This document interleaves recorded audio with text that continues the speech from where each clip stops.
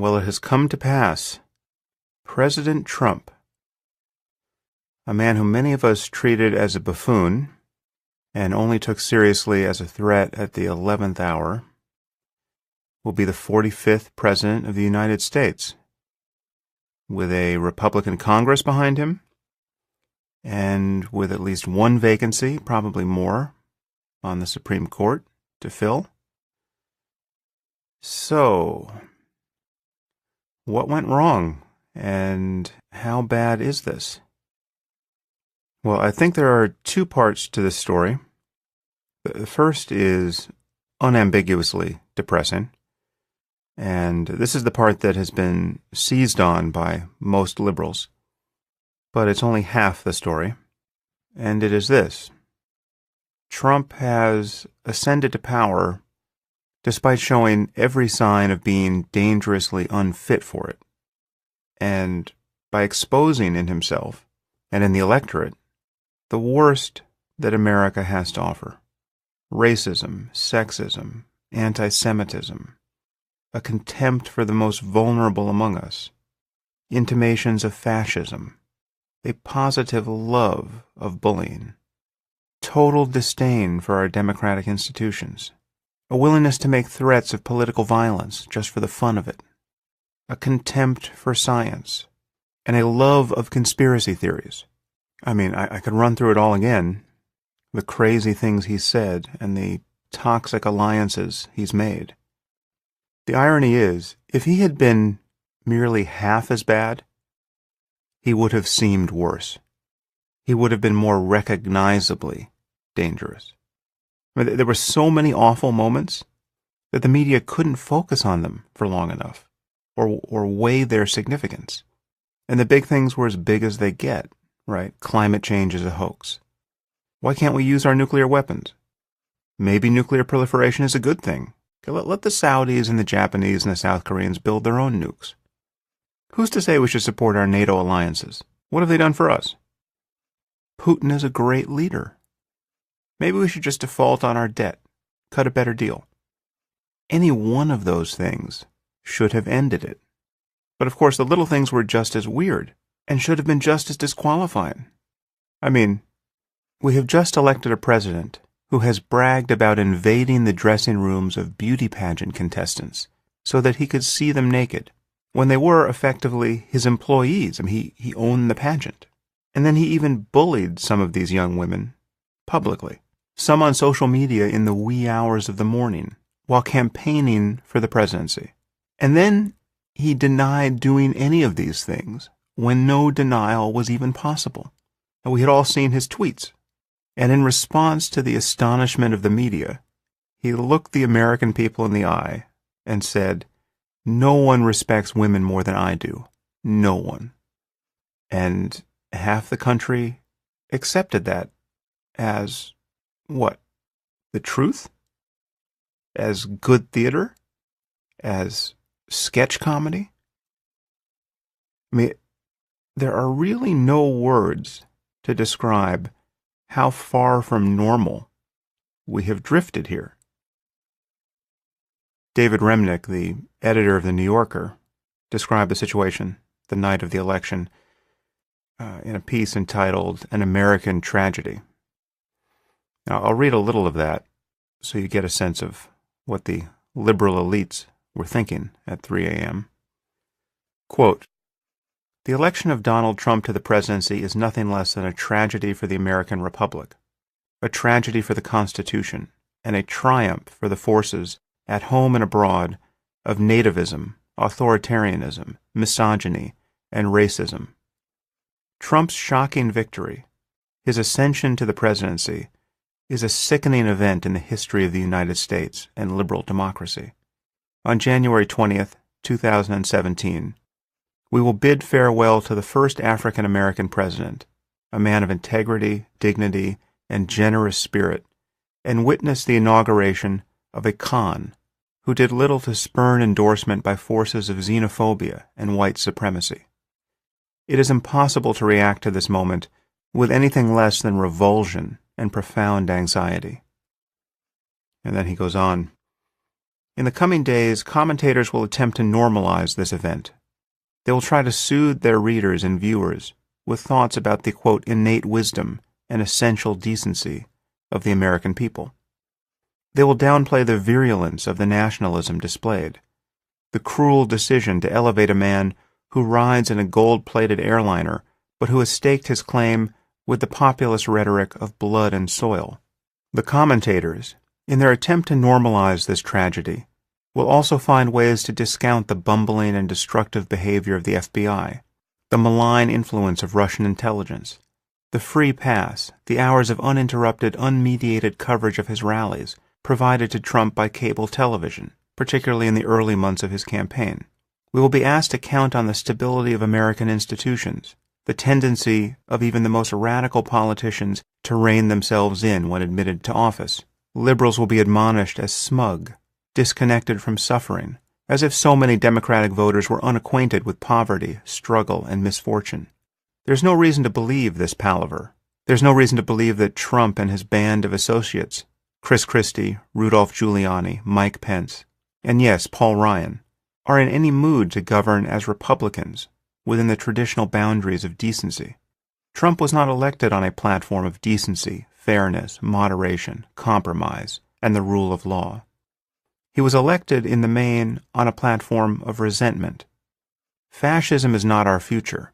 It cannot be. We cannot allow it to be so. But this is surely the way fascism can begin. End quote. I think most of that's true, unfortunately, but it's not the whole truth. And the parts that are true are probably not worth dwelling on at this point. I'm not sure how useful it will be to stay in the well of blame and despair and to resist, quote, normalizing this situation. But it is true that the normalizing seems like an act of prayer. I mean, just consider Trump's victory speech, which was alarming for how un-Trumpian it was. I mean, it read like it was written by Van Jones on Ambien. It was the most anodyne bit of fence mending. But you could feel the desperation in the media to read into his surprisingly gracious notes the normalcy that Remnick is talking about here. I mean, maybe we were all just wrong about him, right? Maybe he's a nice guy after all. What are the chances of that? Is it possible that an ethical person merely pretended to be a total asshole for 18 months? It seems somehow far-fetched. But what are we to make of the fact that Trump had nothing but nice things to say about Clinton? I mean, what happened to lock her up? Does anyone care that the Trump who spoke on the night of the election was totally unrecognizable? Who did his supporters think they had elected? Were his supporters surprised to see him merely praise Hillary? Is it all theater? Who is this guy? Will he attempt to do anything he promised to do? Does anyone know? Does Ivanka have any idea what her dad will do as president? Now, I've gotten a fair amount of grief from people at this point for having been wrong about the election. I'm not sure what they mean. I admit I did jinx it by posting a suitably repellent picture of Trump on Twitter early in the day and saying, "Bye-bye, Donald." Now, of course, that wasn't a prediction. I was simply saying how nice it would be to never think about him again. Of course, when I sent that tweet, the polls were giving him around a 20% chance of winning. Now, whether the polls were wrong or not is anyone's guess at this point. A 20% chance of winning is not nothing, right? Spend a few minutes with some dice and see how often a 20% chance comes up. It comes up quite frequently, sometimes on the very first roll. So, I jinxed the election. Sorry about that. But surely it can't have been a failure of judgment to have trusted the most reputable polls. Basically, everyone was doing that. What else was there to trust? Just the torrents of hatred I saw on social media? But the story about what happened with the polls will be interesting in the weeks and months ahead. And the truth is, I always had a bad feeling about the election, and that's why I talked about it so much on this podcast. I could tell that Hillary's flaws as a candidate were causing people to ignore Trump's flaws as a human being. Well, we're about to find out how high a price we and the rest of the world will pay for that. Speaking personally, I can say I feel that I left more or less everything on the field. I know I alienated many of you in how fully I disparaged Trump. And I kept doing it even at the risk of boring those of you who actually agreed with me because I thought it was so important. So I don't honestly see how I could have done any more. And at this moment, that's actually a good feeling. I was preparing myself for this moment. And I certainly know many scientists and business people and writers who can't say the same. But who knows? The fact that they held their tongues may appear fairly prudent at this moment. We're about to see an astonishingly vindictive man sweep to power, with not many checks on his power. And he has threatened to go after his enemies, to jail Hillary, to sue the women who accused him of sexual assault, to change our libel laws, to go after the Washington Post. Again, this is not a normal moment in American history. Now, many people have asked me whether I regret not backing Bernie Sanders. If I'm so trusting of polls, why didn't I trust the polls that showed him to have a better chance than Clinton against Trump? Because Sanders was totally untested. He had never been subjected to opposition research the way Clinton had. We knew what the Republicans were going to say about Clinton. Who knows what they would have done to Sanders? It's true that he would have drawn some of the isolationist and anti-establishment vote that went to Trump. And perhaps he would have turned out more voters than Clinton did. And it looks like that could have been decisive. It seems that Hillary got 6 million fewer votes than Obama did in 2012, and 10 million fewer than he got in 2008. So Democrats didn't show up. And I hope all those Bernie supporters who stayed home or who voted for a third party will be paying attention over the next 4 years. But I share the view that the election was generally a repudiation of the left, and of political correctness in particular, as much as it was just a vote for change. It was a repudiation of black and brown identity politics by white identity politics. And it's important to point out that this isn't the same as racism. I don't believe that a majority of the people who voted for Trump were motivated by racism. There are people who voted for Obama twice who voted for Trump. Racism cannot be the best way to explain that. And this is where the prevailing analysis on the left is wrong, of the sort that I just read from David Remnick in The New Yorker. Yes, we have just elected a man who was officially endorsed by the Ku Klux Klan. So you can be sure that every white racist in the country voted for Trump. But there are millions of other decent people who have reasonable concerns about a movement like Black Lives Matter. And most of these people probably voted for Trump too. These people are not racists. They were simply recoiling from charges of racism and from a toxic brand of identity politics. Much of what has been coming out of the left, not everything, but much of it, particularly about race and about law and order and about Islamophobia and terrorism, about issues that are fundamental to the security of our society, has had all the moral clarity and intellectual honesty of the O.J. verdict, which is to say none at all. And I'm confident that many people who don't perceive Trump to be a dangerous con man in the way that I do probably voted for him out of sheer exasperation. They were sick of being called racist for not worrying about Halloween costumes on our Ivy League campuses. So millions of these people, along with real racists, told all you whinging social justice warriors at Yale and Brown to go fuck yourselves. And can you really blame them? I mean, safe spaces, trigger warnings, new gender pronouns, getting Muslim student groups to deplatform speakers like Ayaan Hirsi Ali and Bill Maher? Was that the cause of your generation? That's the trench you were willing to die in? So the question is, would a Democratic campaign that leaned even further to the left have prevailed in this situation? I doubt it.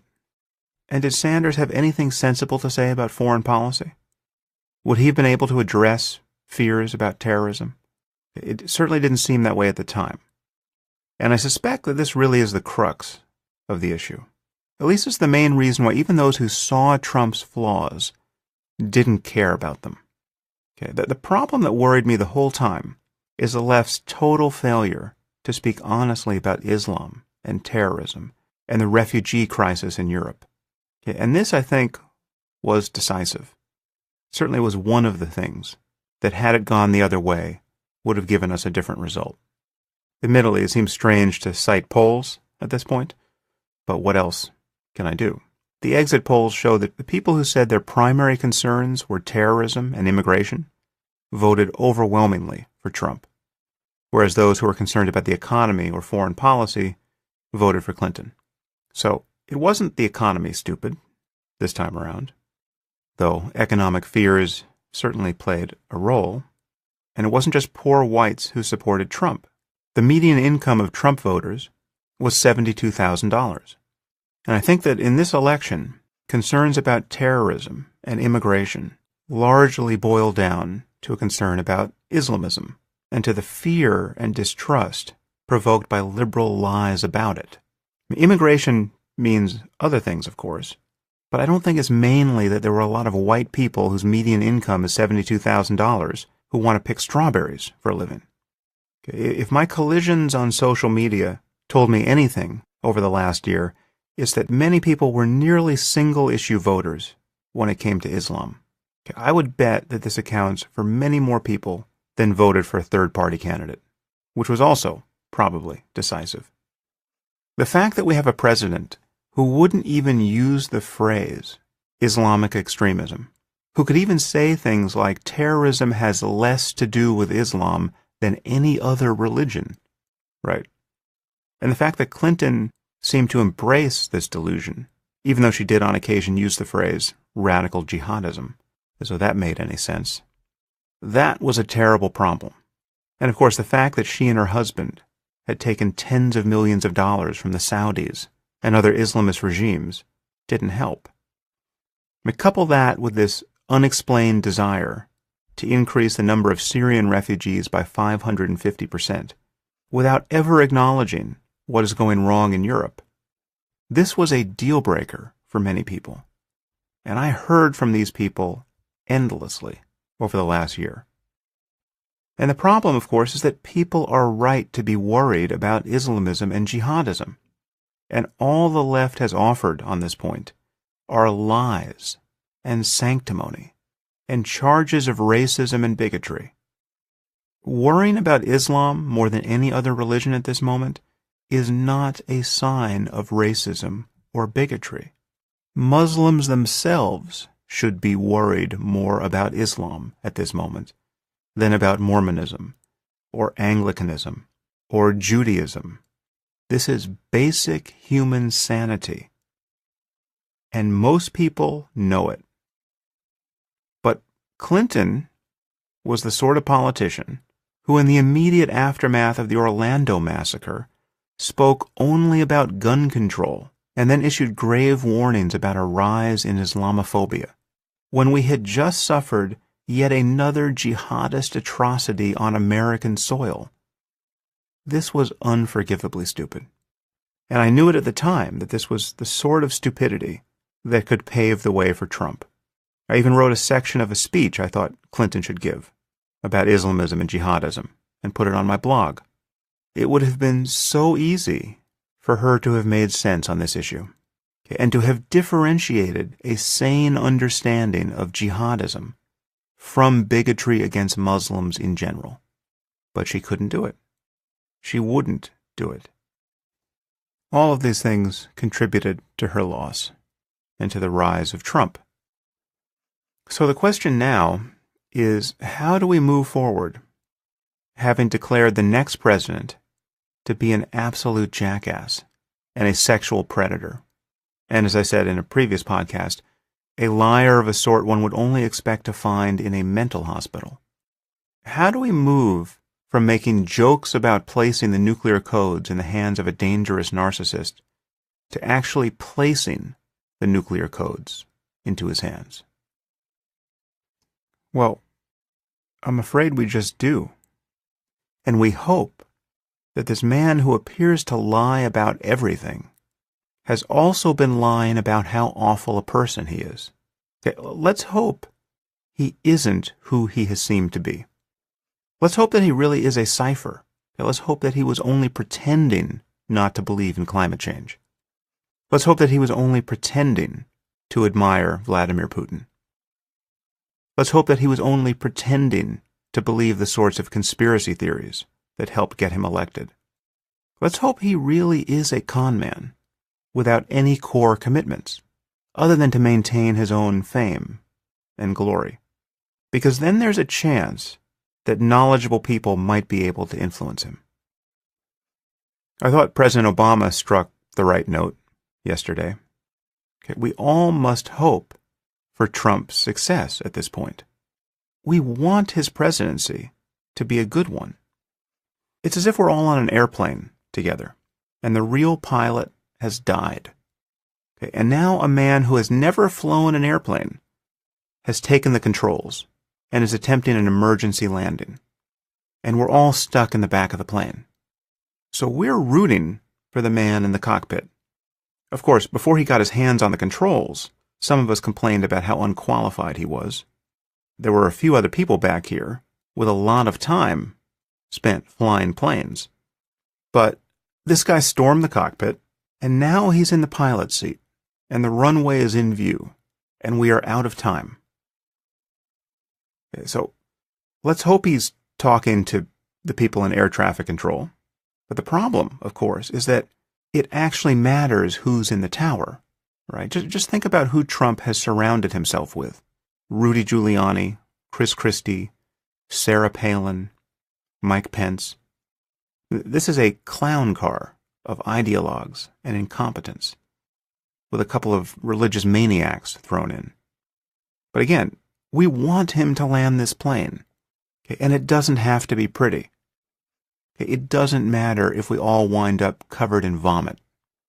We will be grateful just to be alive. And I will be very grateful if after 4 years, Donald Trump hasn't set back human progress a generation. This all may sound like hyperbole, but who knows what sort of mistakes this man is capable of. And if you said that about Clinton, you were just wrong. Even with all her flaws, we have no idea who Trump is or what he will do. He probably doesn't even know. But we do know that he has less understanding about the responsibilities he's about to assume than any president before him. Indeed, he has less understanding than any candidate most of us have ever conceived of. So, let's hope he's a quick study, and let's hope there are thousands of good people who are willing to work for him. Which brings up a point I saw raised on social media by a few people. No matter how horrified you are by this result, no matter how judgmental you are of the people who enabled him, people like Paul Ryan, you have to hope that the best people available will come forward now and be willing to serve in Trump's administration. People with good reputations and real expertise. So we can't afford to question the motives or integrity of anyone who would join this administration. We want the best people who can get in the door. And we have to hope that being President of the United States brings out the best in Donald Trump. Campaigning for the presidency brought out the worst. It showed what he's like as an embattled narcissist and fabulist and demagogue. But now he's won, right? Now he will be surrounded by people seeking the warm glow of his power. Now he will inspire fear, right? Actual fear, not merely scorn in his critics. He is no longer just a clown. He's the most powerful clown on earth. We have to hope that winning to this degree will pacify some of his demons. Is there a historical or psychological precedent for this? I have no idea. But we're about to find out what happens to a man with a famously, palpably, visibly unhealthy ego who suddenly triumphs over everyone who ever doubted him. I mean, this was a man, when he voted in New York at his polling place, got jeered by a crowd on Tuesday. Okay? In a city that voted 87% against him. And one day he's going to ride back into town on Air Force One. Imagine the way his ego feels right now. I mean, just imagine the satisfaction Trump will feel when he takes possession of the White House and shows President Obama the door. The first black president who humiliated him in front of all the Washington elites at the White House Correspondents' Dinner. Go watch footage of that. All those laughs at his expense. I mean, Trump has been a punchline for decades. Okay, he's been the Rodney Dangerfield of billionaires. Okay, but that moment with Obama at the podium was the worst. And now he gets to tell Barack Hussein Obama to get out of his house and then tear his legacy to shreds. You've got the first black president being shown the door by a man who always questioned his legitimacy in racist terms and who has now been officially endorsed by the KKK. Only Shakespeare could do this moment justice. So, while Trump seems like he could become some sort of Caligula with an iPhone, we have to hope that our democratic institutions will restrain him, and that the awesome responsibilities thrust his way, the responsibility of running a superpower, will bring out the better angels of his nature, if he has any. So, I think normalizing this mess might be the best we can do for the time being. I mean, needless to say, a pendulum swing into left-wing identity politics will not be helpful, but it seems extremely likely to occur.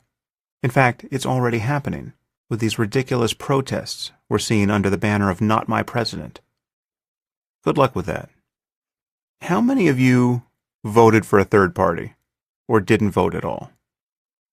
What we need are smart, ethical people in the political center who can defend freedom of speech and science and the norms of civil discourse from their enemies on both the right and the left.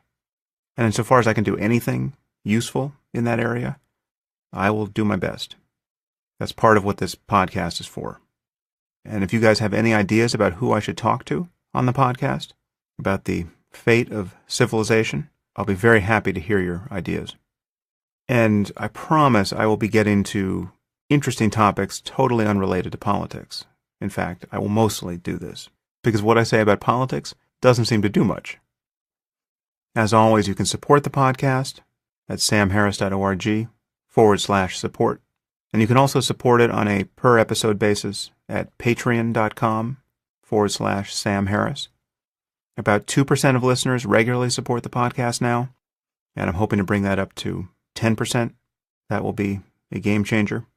And if you are already a supporter, please know that your help is greatly appreciated. And once again, thanks for listening. Until next time.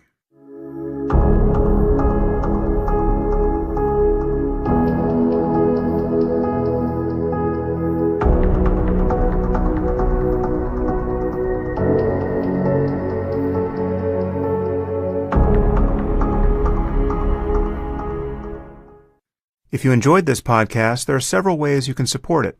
You can leave reviews on iTunes or Stitcher or wherever you happen to listen to it. You can share it on social media with your friends. You can discuss it on your own blog or podcast, or you can support it directly at samharris.org/ /support.